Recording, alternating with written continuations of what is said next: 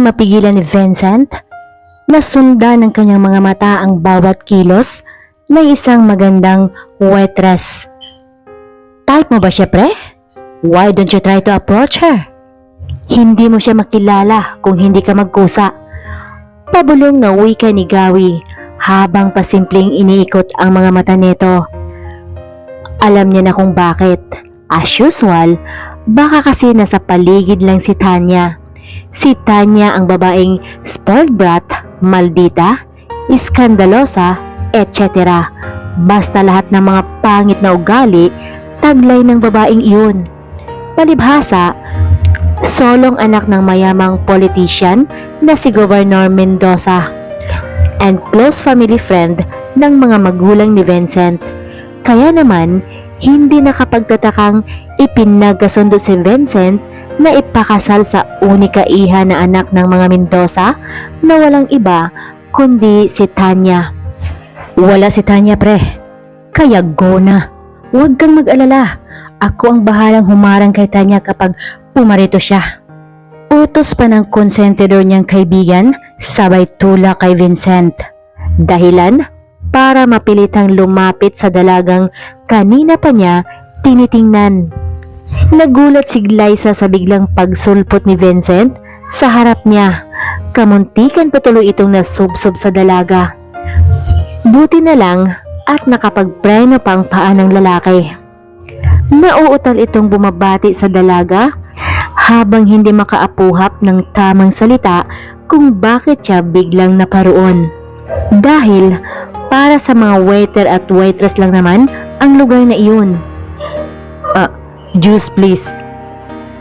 Nasabi niya bigla. Nagtatakang inabutan na lang ng dalaga ng juice si Vincent na noon ay pulang-pula na ang mukha dahil sa magkahalong hiya at kaba.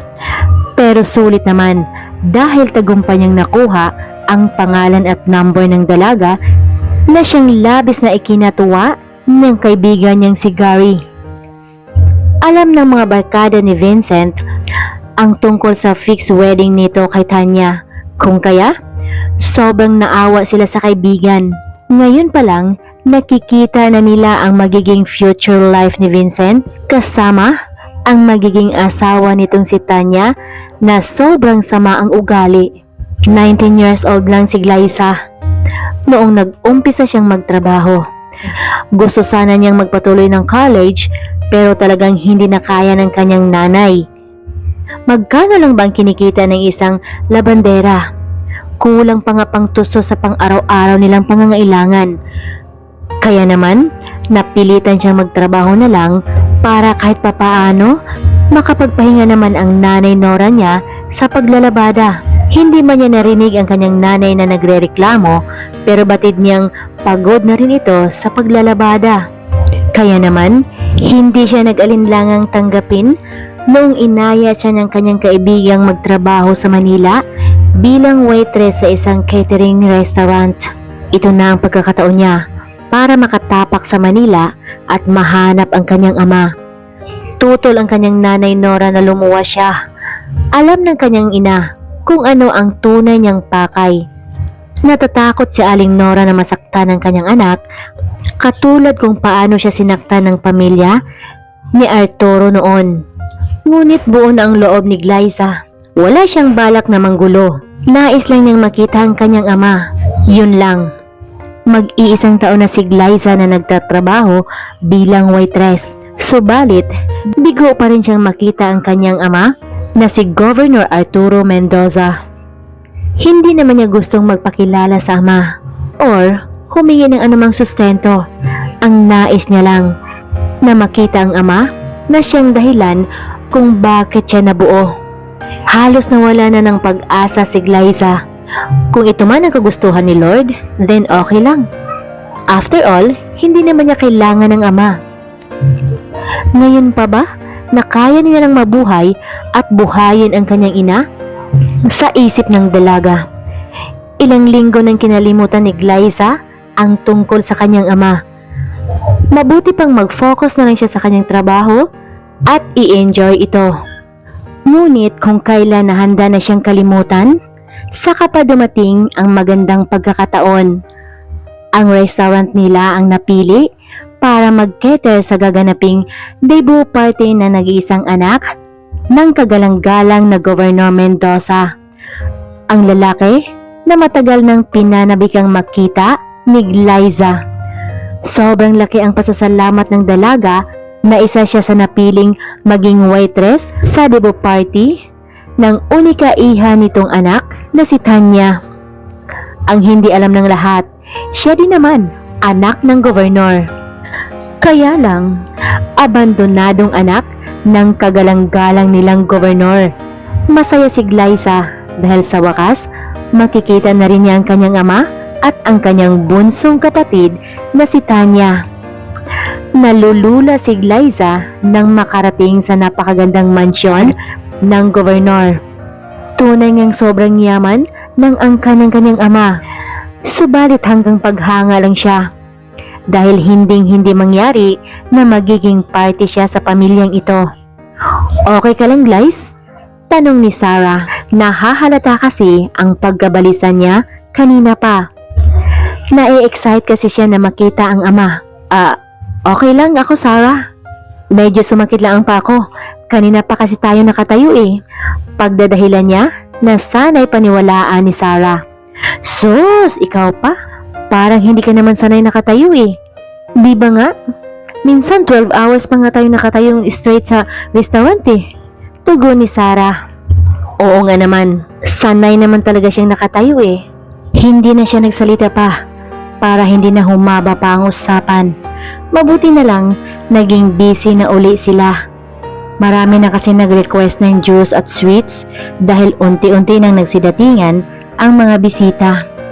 Hanggat maaari, sisikapin ni Glyza na walang makakaalam sa kanyang sekreto. Mahirap na. Baka kung ano pa ang gagawin ng mayayamang angkan ng mga Mendoza. Alam niya na isa siyang malaking kasiraan sa magandang takbo ng kariyer ng kanyang nakatagong ama. Hanggang sa ayon, bigla na lang na may isang gwapong binata ang kamuntikan pang masubsob sa kanya. Nagtataka siya kung saan nanggaling ang lalaking iyon. Nauutal pa itong humingi ng juice sa kanya. Nahalata naman niyang pagdadahilan ng iyon ng binata dahil napakarami pang juice ang nakadisplay sa loob. Tila ba nabudol si Glyza sa taglay na kagwapuhan ng lalaki.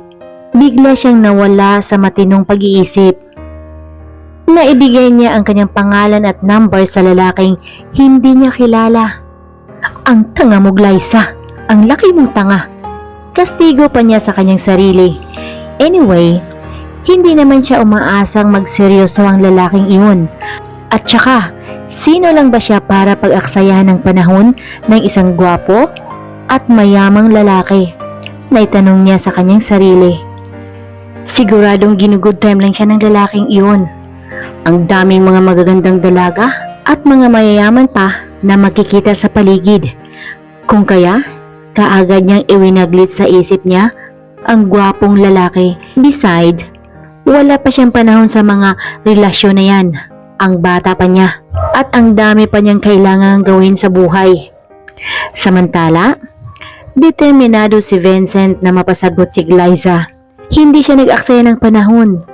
Samantala, determinado si Vincent na mapasagot si Glyza. Hindi siya nag-aksaya ng panahon na ligawan ng dalaga magbuhat ng nakilala niya ito sa debut party ni Tanya. Hindi sukat akalain ni Glyza na magiging ganun pala kaporsigido si Vincent sa panliligaw sa kanya. Hindi naman laya ng dalaga na nawala na pala siya sa focus para sa kanyang pangarap na makapag-ipon para sa kinabukasan nilang mag-ina. Wala mahal niya na. Tuluyan ang nabihag ni Vincent ang inosenteng puso ni Glyza. Sa sobrang saya ni Glyza, nakalimutan niyang magkaiba pala ang mundo na ginagalawan nilang dalawa. Basta Glyz, ipaalala ko lang sa iyo ha, huwag kang magtiwala ng 100% sa lalaking yun. Lalo pat hanggang ngayon, hindi ka pa naman nagawang ipakilala sa mga magulang niya. Payong kaibigan ni Sarah. Ngunit talagang sarado na ang isip ng dalaga. Naging alipin ang puso niya sa pagmamahal sa lalaki.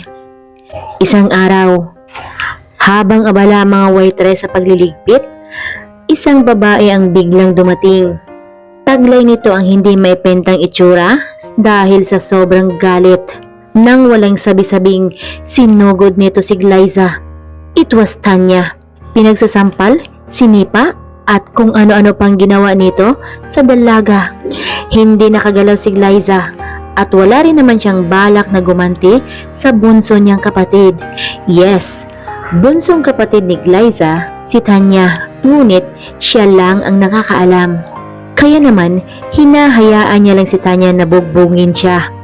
Ngunit ang mas lalong nakapanghihina sa dalaga na siyang dahilan sa paninigas niya sa kanyang kinatatayuan noong nalaman niya ang dahilan ng pagwawala ni Tanya.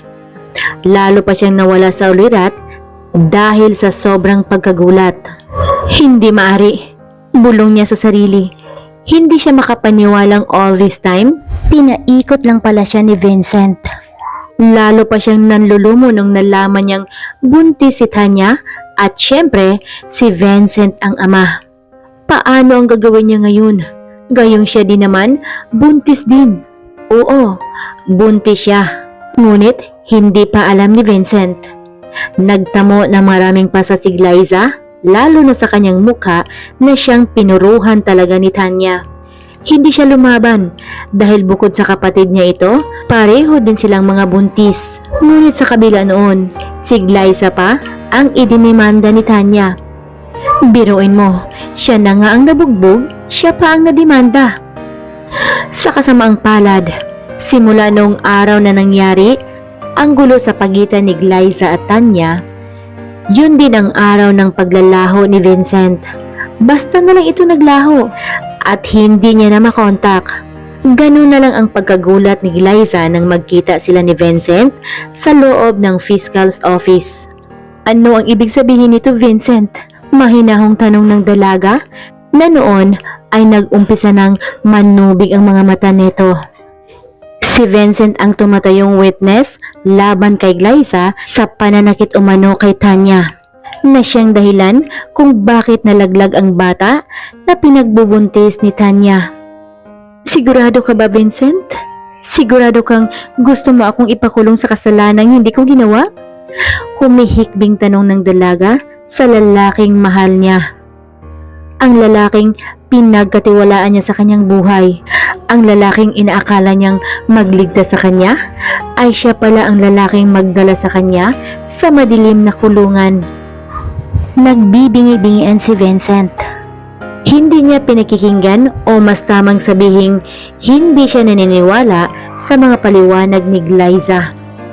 Samantalang si Glyza, hindi makapaniwalang magawa ni Vincent na magsinungaling sa harap ng korte. Dahil ang totoo, wala naman talaga si Vincent noong nangyari ang pag-aaway ni Glyza at Tanya. Wala kang kasing sama, Vincent. Manggagamit ka, manloloko. Mahihiya si Satanas sa'yo. Magsama kayong dalawa, mga kampo ng demonyo. Sana lang, mahimbing ang tulog niyo sa gabi. Punong-puno ng hinanakit na salita ni Glyza na siya namang mas lalong dumurog sa puso ni Vincent.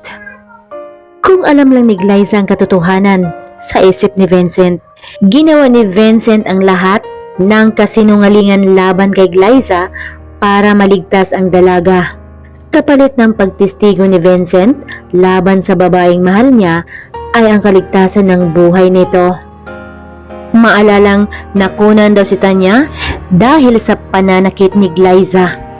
Nakunan daw? Imposible. Papaano nangyaring nabuntis niya si Tanya? Gayong ni minsan, wala namang nangyari sa kanila. Na kahit paghawak pa nga sa kamay ng babaeng yun, hindi niya ginawa. Nang galaiting aniya ni Vincent. Ang kawawang si Glyza, binaliktad pa.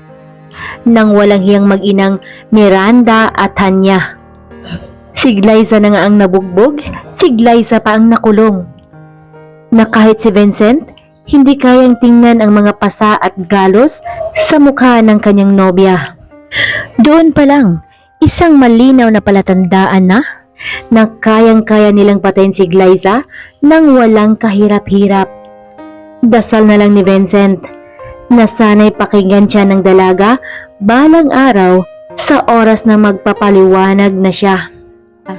Kung hindi lang dahil sa pinoprotektahan niya si Glyza, siguradong magkakaalaman talaga sila ni Tanya.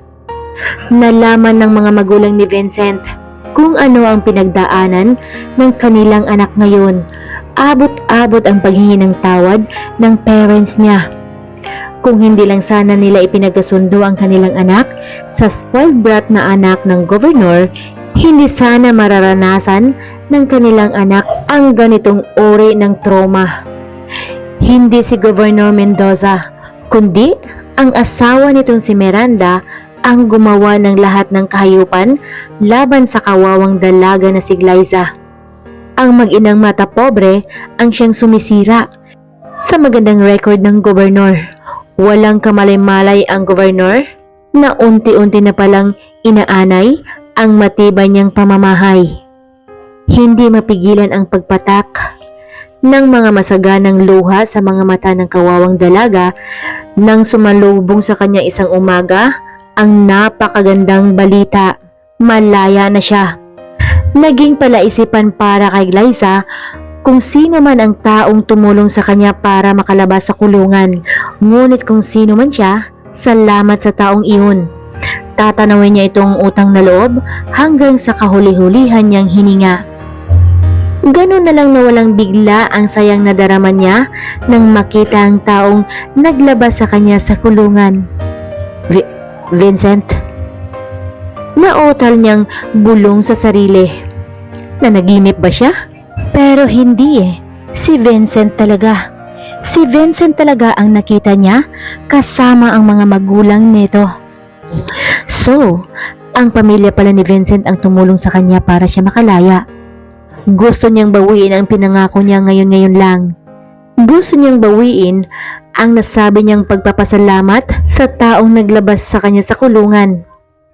Ngunit, dahil sa laki ng utang na loob ni Glyza sa mga magulang ni Vincent, pumayag si Glyza na makipag-usap muna sa lalaki kasama ang mga magulang nito. Okay na rin iyon sa isip niya. At least, aalis siya sa lugar na ito nang walang sama ng loob sa sino man.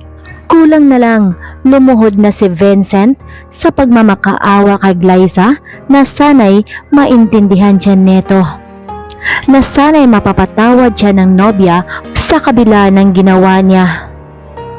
Sa ngayon, kailangan muna niyang lumayo at magtago para hindi ito madamay sa nakaambang nagyera ng dalawang makapangyarihang pamilya sa kanilang bayan. Ang pamilya ni Governor Mendoza at ang pamilya ni Vincent Altamirano. Hinding-hindi maaaring palampasin ni Don Juancho Altamirano ang ginawa ng pamilya Mendoza na pananakit sa kanilang anak. Lalo pa at ilang buwan na lang, ito na ang magiging bagong presidente ng kanilang kumpanya. Walang sino mang maaring sumira sa magandang imahe ng kanyang nag-iisang anak. Nang galaiting anas ni Don Juancho. Nananatiling mahinahon ang gobernur habang patuloy na pinakikinggan ang salaysay ni Don Juancho. Pero ang totoo, kanina pa umakyat sa ulo ang dugo niya. Kitang-kita naman ang pamumula ng mukha nito at hindi naman iyon nakalampas sa mga mata ng Don. Alam ng gobernur, likas na may taglay talagang kamalditahan ang kanyang mag-ina. Pero hindi niya sukat akalain na umabot sa puntong magagawa ng mag-ina niya ang mang-blackmail ng tao, lalo pa at sa pinakamalapit nilang family friend. Kaya naman, hindi na nagpakita pa ng pagtutol si Governor Mendoza nang ihayag ni Don Juancho ang pag-atras sa pinagkasunduan nilang fixed marriage para sa kanilang mga anak. Ngayon pa nga lang, matindi na kung magpaikot ng tao si Tanya. Ano pa kaya sa hinaharap? Untag pa ng Don na hindi na maitatago pa ang labis na pagkadismaya. Siyempre, magaling na mentor ni Tanya ang ina niyang si Miranda. Ngunit hindi doon nagtapos ang lahat. Gusto ng Don na makuha ang tamang hustisya para sa ginawang pananakot ng mag-ina laban sa kanyang anak na si Vincent. Dahil isang mapagkatiwala ang public servant si Gobernador, kung kaya wala siyang pagtutol sa binabalak ng Don. Tama lang ang kaibigan niya. Masyado nang naging kampante si Miranda. Kung kaya, ito na ang tamang panahon para sa babae. Ngayon, hahayaan niyang harapin ng kanyang asawa ang mga kasong isinampal laban sa kanya. Damn you, Arturo! Singhal ni Miranda. Akala mo ba? Hindi makaladkad ang pangalan mo kapag sumabit ako sa kasong ito? Mayabang na salita ni Miranda na labis namang nagpakulo ng dugo ng gobernador. And so, what now? Handa kong bumaba sa pwesto ko kung sakaling madamay man ang pangalan ko dito. Hindi ibig sabihin na porket hinayaan na lang kita sa mga pinaggagawa mo ay ipagtatanggol kita. Ngayon, mag-isa mong harapin yung patong-patong na kasong isinampal laban sa'yo. Mahabang litanya ng gobernador. Sumusobra ka na. Sawa na akong umayo sa mga gulong nilikha mo. Puno ng puot at galit na litanya ng gobernador. Ang akala ng mga tao, masaya at perpekto ang pamilyang meron siya. Yun pala, puro kaplastikan lang. At ngayon, umabot na sa sukdulan. Handa na ang gobernador na isiwalat ang buong katotohanan. Handa na siyang malaman ng madla na kailanman hindi niya minahal si Miranda. Na kaya lang pinakasalan niya ito dahil sa utos ng mga magulang niya nung nabubuhay pa ang mga ito. Sa kadahilan ng nagdadalang tao si Miranda. Kasal na sila noong malaman niyang hindi pala siya ang ama ng batang dinadala nito. Kaya naman, hanggang ngayon, hindi niya magagawang patawarin ang babae dahil sa panloloko nito. Nawala ang kaisa-isang babaeng minahal niya, na si Nora. Naging kasambahay si Nora noon ng kanilang pamilya. Alam niyang hindi gusto ng mga magulang niya si Nora, ngunit handa sana niya itong ipaglaban kung hindi lang nabuntis si Miranda. Hanggang ngayon, nangungulila pa rin siya kay Nora. Walang nagbabago, mahal na mahal pa niya ang babae. Tuloy ang isinampang kaso ni Vincent kay Miranda. Binalot ng kaba si Miranda dahil sa pagkakataong ito, wala na si gobernador na handang umayos sa gulong ginawa niya. Nakulong si Miranda, ngunit walang pakialam ang asawa niyang si Arturo. Sa wakas, nakahanap na rin ng katapat ang matapobreng si Miranda. Doon na nagsunod-sunod ang kamalasan sa buhay niya, pati na si Tanya.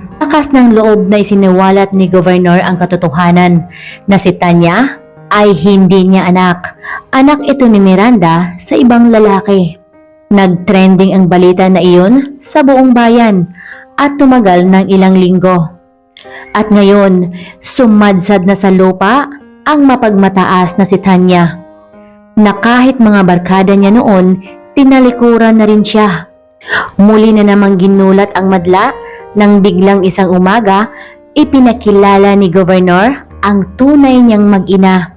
Yes, natagpuan niya na si Aling Nora at ang labis na ikinatutuwa ng Gobernador ay may anak pala sila. At si Glyza iyon. Tila panaginip lang para kay Glyza ang mga nangyayari. Nais lang naman niya na makilala ang ama. Pero hinayaan siya ni Lord na makilala niya ito at makasama pa niya habang buhay. Nangangatog ang buong katawan ni Vincent matapos malaman ang katotohanan tungkol kay Glyza. Hindi siya nag-aksaya ng panahon. Kaagad niyang pinuntahan ng nobya para makita. Sobrang miss na rin niya ito. Ngayon na ang tamang panahon para makausap at makapagpaliwanag siya sa nobya na sana'y paniwalaan siya. Dumadagundong ang malakas na tawanan ng dalawang pamilyang magkaharap. ang pamilya ni Vincent at ang pamilya ni Glyza. Parang pelikula lang ang nangyari sa buhay ni Glyza. Naging posible ang mga nangyayari ngayon na noon ay imposible. Hindi na umaasa pa si Aling Nora na mangyari ito sa buhay niya. Inabot man ng 2 dekada. Pero at least ngayon, eto na, nabuo na rin sa wakas ang pamilyang pinapangarap ni Aling Nora na pinagkait ng tadhana noon. At ang mas lalong nakakatuwa pa, tuloy pa rin ang napagkasunduan ng bawat pamilya, ang naudlot na fixed marriage ng kanilang mga anak. Ngunit hindi na si Tanya, kundi si Glyza na. Pero ngayon, wala nang pilitan na magaganap dahil noon pa man, una nang nagmamahalan ang magkasintahan. At katunayan nga, magiging proud parents na sila very soon, na siya namang labis na ikinatuwa ng kanilang mga magulang. Nagpakalayo-layo na rin si Tanya matapos nahatulan ang kanyang ina. Pasalamat siya at hindi siya idinamay ni Miranda sa mga kasalanan na ginawa nilang mag-ina. Kaagad na nagpakasalang magkasintahan bago pa mas lalong mahalata ang tiyan ni Glyza. At eto ngayon, naliligo sa sariling pawis si Vincent habang kabadong inaantay ang panganganak ni Glyza.